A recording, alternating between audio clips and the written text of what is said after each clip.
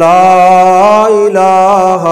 الا اللہ پڑھ لا الہ الا اللہ۔ تراویح میں قرآن کریم ختم کرنا چاہیے اور اس کا اہتمام کرنا چاہیے۔ مصنف ابن ابی شیبہ میں حضرت حسن رحمہ اللہ فرماتے تھے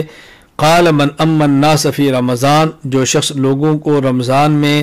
جماعت کرائے فلیأخذ بہم الیسرا فإن کان بطیء القراءۃ فلیختم القرآن ختمہ، تو وہ فرماتے کہ وہ لوگوں کے ساتھ آسانی کا معاملہ کرے،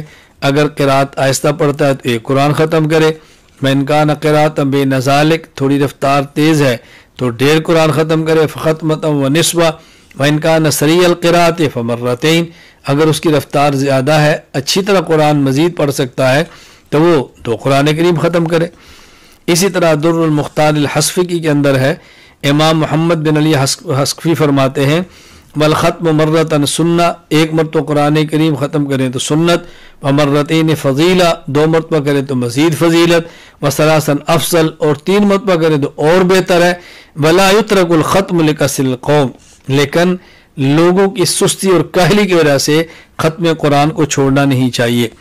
فتاوی علمگیریہ کے اندر ہے فصل فی التراویح السنت فی التراویح انما الختم مرتن فلا یترک لکسل القوم،